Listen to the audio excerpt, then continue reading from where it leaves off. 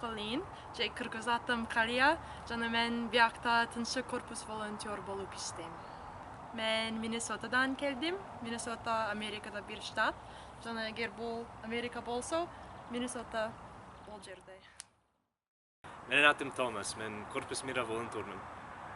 Мен Америкадан келдим, штатымдын аты Нью-Джерси. Мен азыр Жалал-Абад шаарында жашайм. Кыргызстанда 4 ай болдум. Азыр Кыргызстанда жашайм, Кочкордо 2 ай болду.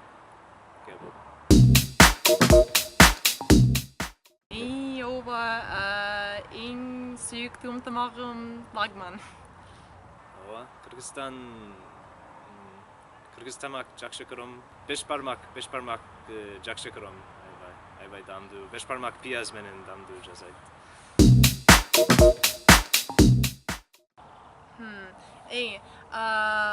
Мага тоолор абдан жагат, себеби Америкада менин штатымда тоо жок.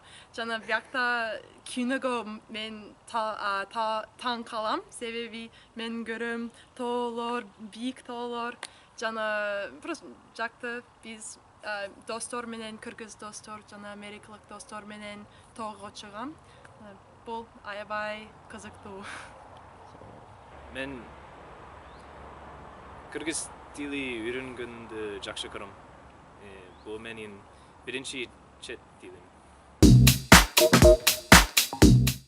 Себеби биз Кыргызстанда жашайбыз. Жана мен Кыргызстанга келгенге чейин мен орусча уже 8 жыл үйрөнөм.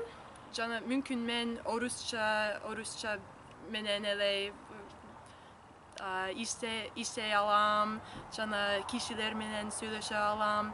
Бирок менимче кыргызча сүйлөшкөн абдан керектүү, себеби качан бир киши эне тилини сүйлөйт, өзүң оюн жакшыраак, эркинирээк сүйө алат.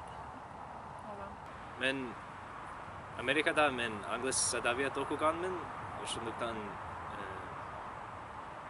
мен тили үйрөнгөндү жакшы көрөм.